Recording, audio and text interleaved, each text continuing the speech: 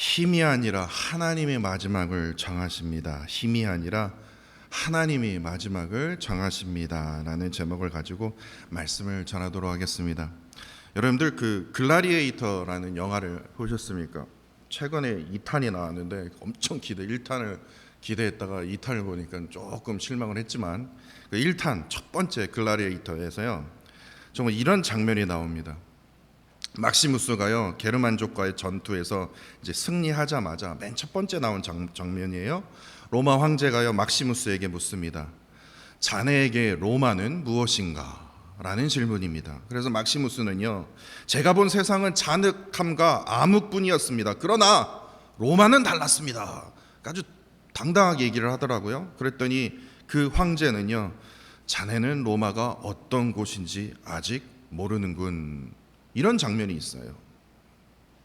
근데 성경을 깊게 읽기 전까지 제가 그 첫 번째 영화를 봤을 때, 처음에 영화를 봤을 때 그 뜻이 무슨 뜻인지 몰랐어요. 근데 성경을 읽고 나서 그 뜻이 어떤 뜻인 줄 알았어요. 이 장면은요 로마가 말하던 이 평화의 이 실체를 상징적으로 보여주는 하나의 장면입니다. 겉으로는요 로마가 질서와 평화를 보여주는 것처럼 보이지만 실제 로마가 이루었던 그 평화는요 팍스 로마나라고 합니다. 팍스 로마나. 이게 무슨 뜻이냐면요 곧 강력한 군사력 위에 세워진 평화이다. 강력한 군사력이 있지 않으면 평화를 이룰 수가 없다. 근데 로마뿐만 아니라 성경에 기록된 모든 제국들이 다 그랬어요. 아수르도 그렇고 바벨론도 그렇고 페르시아도 그렇고 그리고 말라기와 마태복음 사이에 있는 이 헬라 알렉산더 그것도 그렇고 다 그래요. 바벨론은 예루살렘을 정복하면서 그 아름다운 솔로몬 성전을 그냥 유대인들이 보는 앞에서 그냥 처참하게 무너뜨리지 않았습니까? 페르시아는 어떻습니까? 헬라는 어떠냐고요? 로마는 어떠냐고요? 반란하는 그 사람들을 아주 잔인하게 진압하면서 제국의 질서를 유지하지 않았습니까? 그런데요 지금 현재 우리가 살고 있는 2026년도 다르지 않는다라는 거예요. 인간의 역사는 늘 강한 힘이 평화를 만든다고. 북한이 핵을 가졌으니까 우리도 핵을 가져야 된다. 그래야 우리가 평화를 누릴 수 있는 거 아니냐? 달러다 달러를 가져야 된다. 금이야 금. 군사력이야. 드론 야기하지 않습니까? 세상 사람들은 그거에 미쳐 있어요. 그러나 우리가 있는 성경에서는요 세상과 전혀 다른 메시지를 전하고 있다라는 거예요. 성경은요 제국의 영광을 기록하는 책이 아닙니다. 인간의 제국은요 어떻게 됐습니까? 결국에 무너졌습니다. 그러나 하나님께서 세우신 나라는 영원히 선다라는 것을 성경이 증거하고 있지 않습니까? 실제 세계의 역사를 한번 보십시오. 바벨론? 아수르? 아수르는 지금 땅속에 묻혀 있어 갖고 지금 어디에 어떻게 돼 있는지 아직까지도 몰라요. 페르시아, 헬라, 로마와 같은 이 거대한 제국들은 역사 속으로 사라졌고요. 오늘 어디에 있습니까? 그 영광의 흔적들은요 겨우 박물관 속에서요 유물로 남아서 박물관 전신물이 뭡니까? 전신물이 되었다라는 거예요. 왜냐? 다니엘서 2장 44절 말씀에 이렇게 기록하고 있거든요. 이 여러 왕들의 시대에는 하나님의 그 하늘의 하나님이 한 나라를 세우시리니 이것은 영원히 망하지도 아니할 것이요 그 국권이 다른 백성에게 돌아가지도 아니할 것이요 도리어 이 모든 나라를 쳐서 멸망시키고 영원히 설 것이라. 하나님의 나라가 바로 이거예요.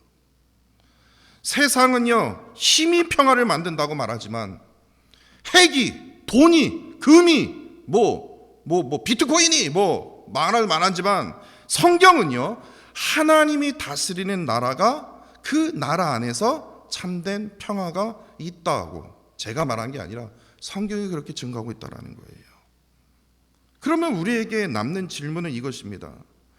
우리는요 힘으로 유지되어 가는 그러한 세상의 질서를 우리가 붙들고 살아야 할 것인가? 아니면 영원히 무너지지 않을 그 하나님의 나라를 바라보며 하나님 나라 이곳에 임하소서 하나님의 가정과 우리의 교회와 우리의 나라에 하나님 나라 임하소서.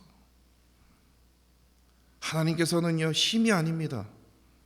하나님의 나라의 기준으로, 말씀으로, 기도로, 예배로 우리의 삶을 이끌어가고 계신다라는 거예요. 그 사실을요, 오늘 본문 말씀이요, 성경 전체가 증거하고 있지만 우리가 묵상하고 있는 오늘 본문 말씀이 분명하게 증거하고 있다라는 거예요. 오늘 본문 말씀이 조금 무겁지 않습니까? 좀 어렵습니다. 그러나 지날 토요일에요, 우리가 살펴보았던 이 마태복음 13장 39절 말씀을 함께 우리가 기억할 필요가 있습니다. 예수님께서 비유로 말씀하시면서 가라지 비유를, 잡초 비유를 말씀해 주시지 않습니까? 가라지를 뿌린 원수는 마귀요, 추수 때에는 세상의 끝인데 추수꾼들은 천사들이니 라고 말씀해 주셨습니다. 예수님께서 하나님의 나라가 완성되는 그 마지막 세상의 모습을 추수라는 이미지로 우리에게 설명해 주셨어요. 그런데 그 추수의 이미지가 오늘 우리가 읽은 이 요엘서 3장 13절 말씀에도 동일하게 그렇게 기록이 되어 있지 않습니까? 너희는 낫을 쓰라, 곡식이 이겼도다. 때가 왔다라는 거예요. 와서 밟을지어다. 포도주 틀이 가득 차고 포도주 독이 넘치니 그들의 악이 크미로다. 요엘 선지자 또한 하나님께서 모든 민족을 심판하실 그 때를 바로 추수의 때로 표현하고 있다라는 거예요. 따라서 이 말씀은 단지 그냥 한 시대의 경고의 그 말씀이 아니라 모든 시대를 살아가는 우리 모두에게 하나님 앞에 서게 될 그 마지막 날을 기억하라는 거예요. 그 마지막을 기억하게 하면서 또한 우리의 삶이 어떠한 방향으로 가야 하는지를 지금 우리에게 묻고 있다라는 거예요. 우리는 흔히 세상의 흐름과 역사가 사람의 힘과 전략, 사람의 어떤 그런 권력과 계산에 의해서 움직인다고 생각하며 우리가 살아가지 않습니까? 더 강한 힘을 가진 사람이 결국 승리하게 되고, 더 뛰어난 전략을 가진 나라와 지도자가 역사를 바꾼다고 믿기 쉽습니다. 그러나 사랑하는 성도 여러분, 그건 다 가짜입니다. 오늘 본문 말씀뿐만 아니라 성경 전체는요, 역사의 마지막을 결정하신 분도요, 인간의 그 삶의 결론을 이루시는 분도 결국에 우리가 믿는 전능하신 하나님 한 분밖에 없다라는 겁니다. 왜 그러냐면요, 오늘 본문 한번 보세요. 1절에서 8절 말씀을 보면요, 반복되는 단어가 있습니다. 1절에서도 그렇고 2절에서도 그렇고 4절에서도 그렇고, 또한 7절에서 등장하는 게 보면 내가라는 거예요.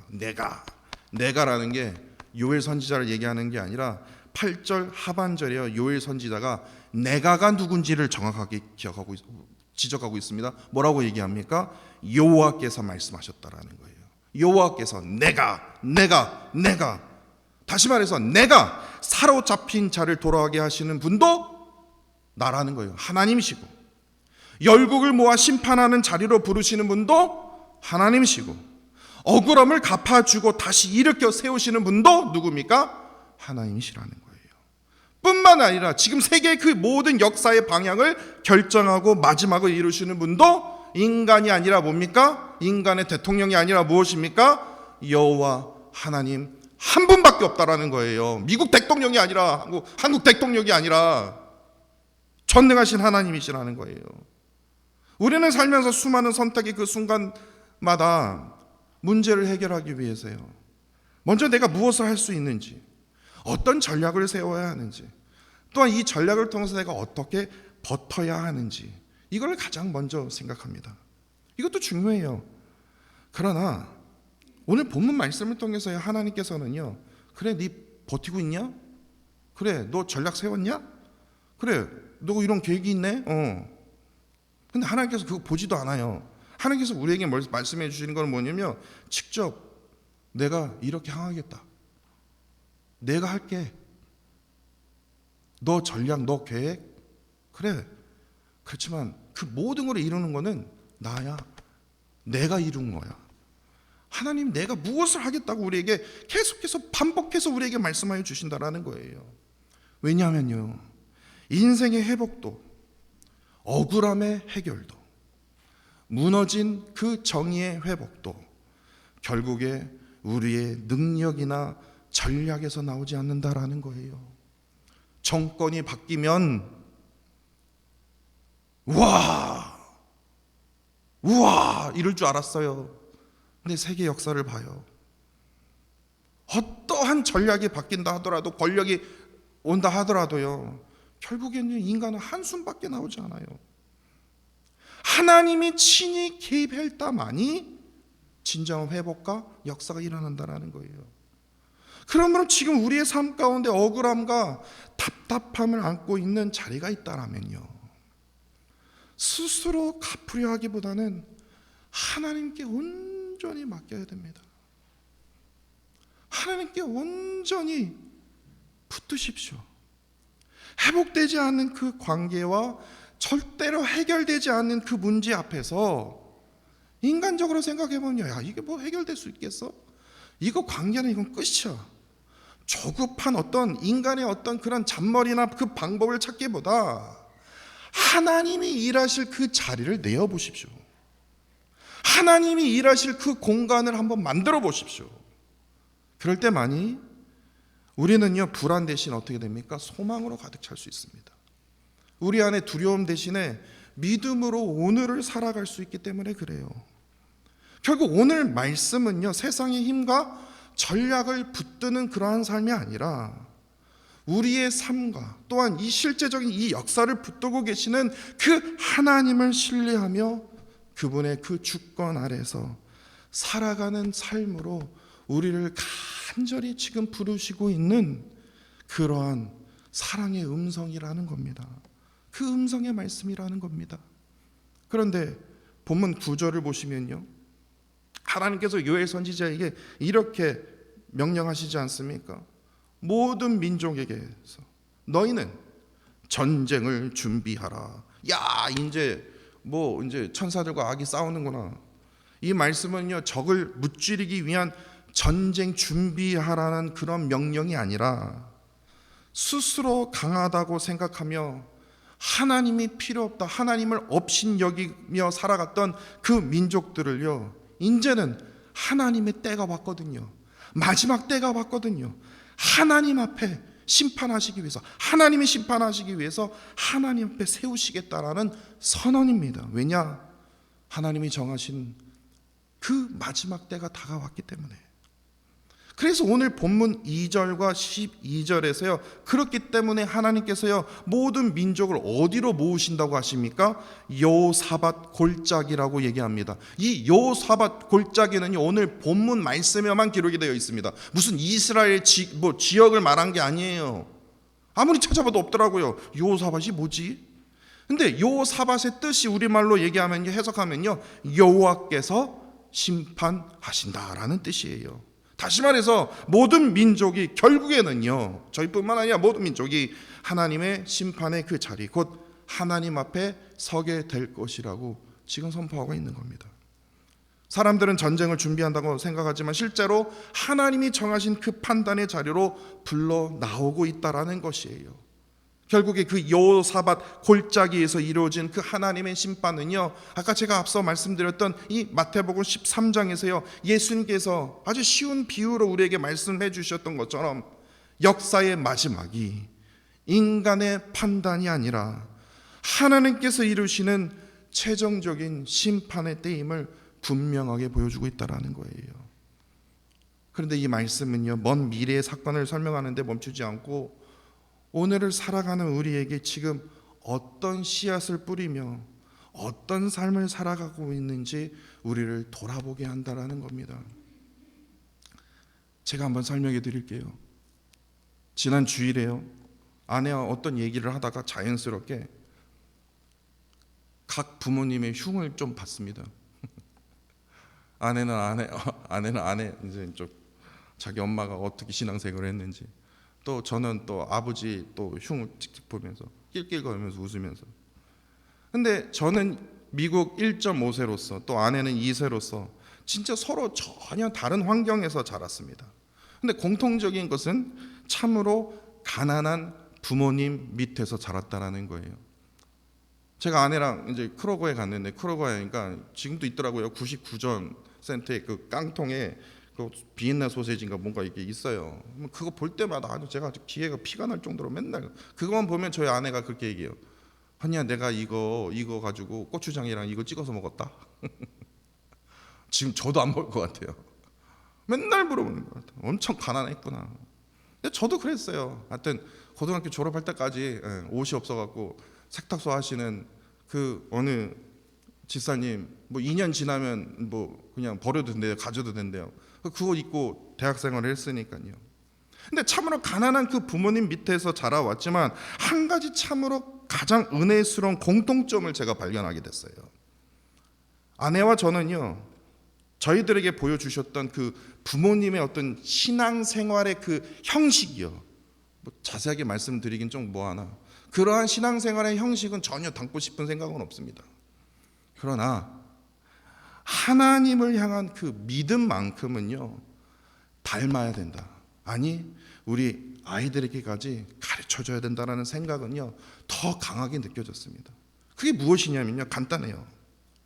어떠한 상황이 닥쳐와도요, 쌀이 떨어지든, 아니 어느 크로거에 갔더니 그때 1999년도였던 것 같아요. 2000년도 사이였었어요. 가족끼리 마켓 구경 간다고 갔는데, 지금은 소고기가 진짜 비싸죠. 그때 당시에는요 진짜 소고기 엄청 쌌습니다. 그럼 만지작, 아버지가 저거 만졌다가 또 내려놨다가 만졌다가 내려놨다가 그게 기억이 나요. 그러한 환경에 살았어도요, 신문 배달하면서 그러한 환경에 살았어도요, 제일 먼저 야, 너 뭐하냐, 돈 벌어야 돈 그러는 게 아니라 제일 먼저 새벽마다 하나님 앞에 무릎을 꿇었어요. 저희 부모님이 항상 그러셨어요. 제일 먼저요. 제가 오락에 미쳐있고 게임에 미쳐있고 공부 안 한다, 학교 안 간다, 난리칠 때, 사춘기 때요, 제일 먼저 아버지 어머니는 제일 먼저 하나님 앞에 무릎을 꿇었어요. 어떠한 상황이 닥쳐온다 할지라도 하나님 앞에 무릎 꿇고 기도로 간구했던 저희 부모님뿐만 아니라 저희 와이프 부모님도 그랬어요. 더 황당한 거 제가 말씀드릴까요? 제가 결혼할 때는요, 일전 한 푼도 주지도 않았습니다. 제가 이런 부모님 어디 있냐, 그냥 저희 크레딧 카드로 그냥 긁어가면서 결국에 다 긁고 나니까 10,000원 1,000불 빚이 있더라고요. 그렇게 결혼 생활을 시작을 했어요. 일전 한 푼도 받지 못했어요. 그러나 특히 저희 부모님은요, 하나님을 향한 그 기도와 말씀을 이미 내가 너에게 물려주지 않았냐, 얼마나 당당한지를 몰라요. 그래서 어떠한 부모님들보다 저희들에게 언제나, 지금도요, 아버지는요 당당합니다. 내가 못해줘도 하나님이 너에게 부어주시지 않았냐. 그런데요, 일이 잘 될 때나 일이 잘 안 될 때나 하나님을 의지했으며 해결할 방법이 전혀 보이지 않은 그런 상황 속에서도 오로지 하나님 한 분만을 붙들고 살았던 그 부모님의 그 믿음이 어느 순간요, 자연스럽게 저희 아내와 저 또한 저의 마음속에 깊이 남아 있었다라는 것을 대화를 통해서 제가 깨닫게 됐어요. 또한 아내는요 그런 얘기를 하는 거예요. 그러한 믿음이 우리 3명의 아이들까지 이어지기를 간절히 원한다고. 저 또한 그것을 간절히 원한다고요. 이 사실을 아내와 함께 다시 깊이 깨달으면서요, 하나님을 향한 그 믿음으로 세상을 살아간다는 것이요, 얼마나 중요한지 여러분들 아십니까? 얼마나 중요한지 아십니까? 억만금 안 줘도 돼요. 뭐 그만 능력도 없지만요, 하나님 한 분밖에 없다라는 거예요. 성경 하나밖에 없다라는 거예요. 이것만 의지하면 세상에서 승리할 수 있다라는 거예요. 정말 찌질하게 가난했거든요. 야, 진짜. 자, 그래서 타코마 안 간다니까요.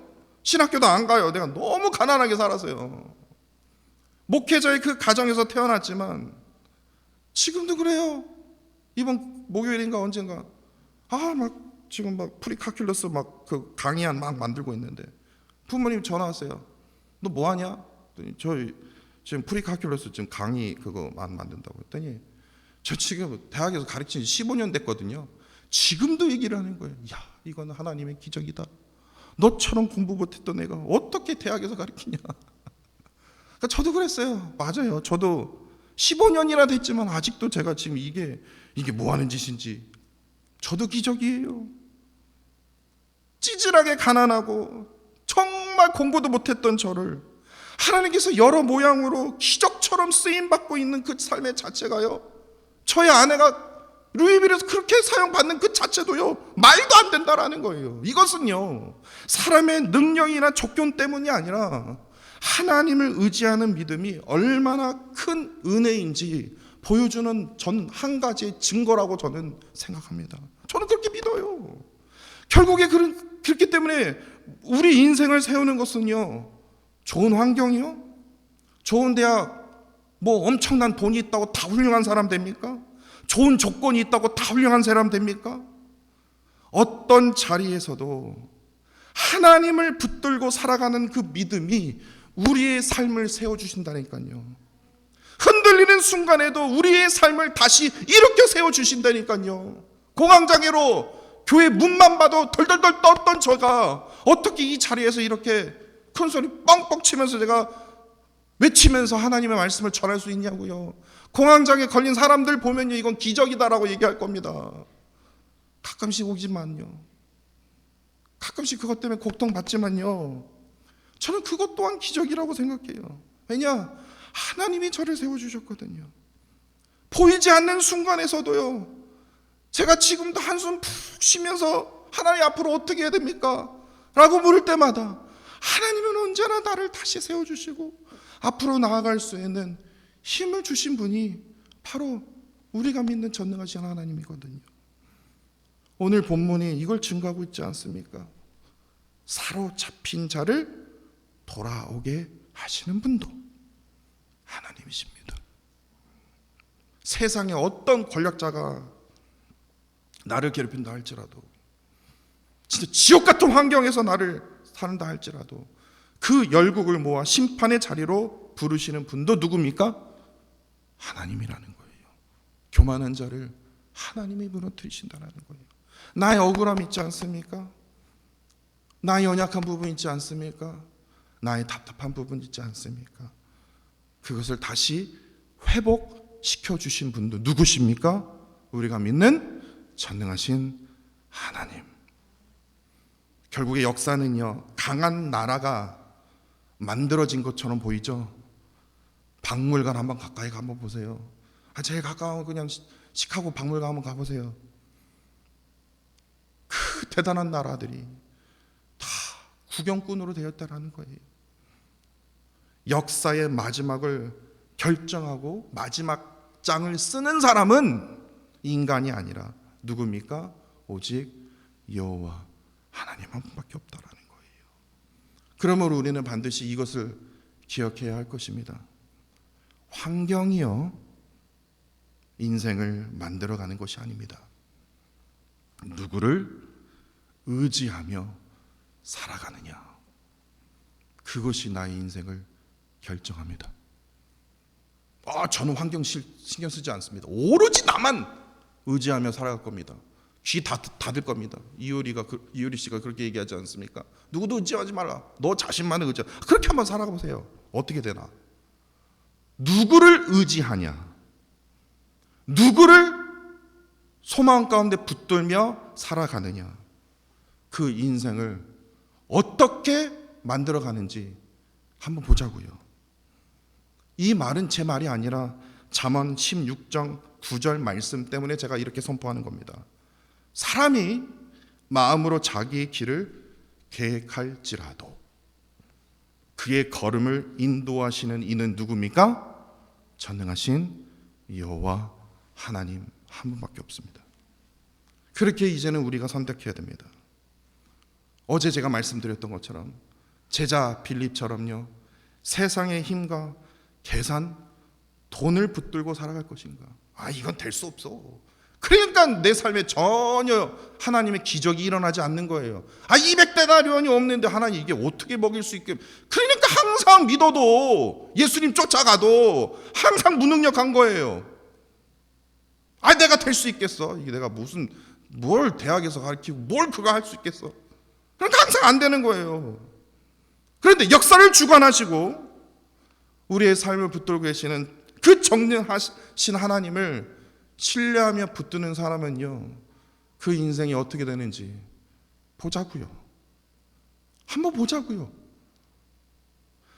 보이는 조건이 아니라 하나님을 의지하는 그 믿음으로 선택하고, 내 방법이 아니라 하나님의 그 인도하심을 간절히 구하며 어떤 자리에서도요, 어떤 환경에서도 하나님을 먼저 붙드는 그러한 삶으로 나아갈 때 하나님께서는요, 놀라운 복과 은혜로, 여러분들이 상상할 수 없는 놀래고 또 놀라는 그러한 그 은혜로 하나님께서 부어주실 거라고 저는 믿어 의심치 않습니다.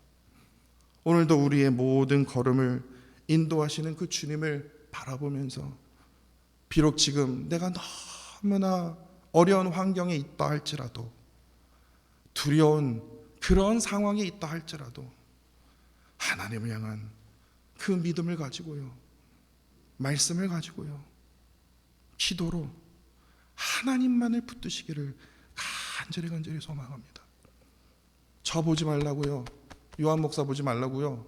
오직 하나님, 말씀과 기도로 늘 붙드십시오. 제가 오죽하면 그냥 그거 하나하나 편집해 갖고 제가 카톡으로 올리겠습니까? 그만큼 중요하니까요. 그만큼 소중하니까요. 말씀 아니면요, 진짜 세상 보면요, 미쳐 팔딱팔딱 뛰는 것밖에 없어요. 말씀으로 승리하세요. 기도로 하나님과 대화하십시오. 그래서 놀라운 기적을 하나님의 나라를 통해서 이루어 가시는 저와 사랑하는 성도 여러분들이 되시기를 간절히 원합니다.